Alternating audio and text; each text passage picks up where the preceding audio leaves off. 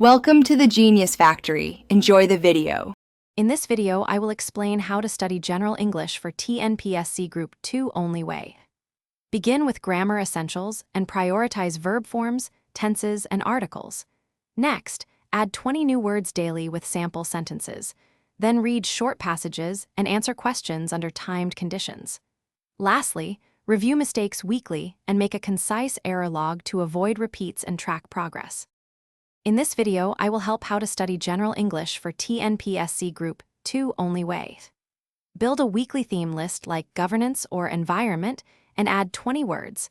Write one sentence per word and include a synonym. Review with flashcards using spaced repetition for 3 review cycles.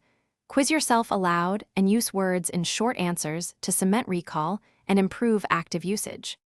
In this video, I will review how to study General English for TNPSC Group 2 only way. Quick recommendation. The Shark AI Ultra Robot Vacuum with voice control saves study time by handling chores, freeing up hours for focused revision. It fits into a busy routine and makes breaks more productive. Check the description for the link and other deals, and if this helps, please like and subscribe. Now let's get back to the video.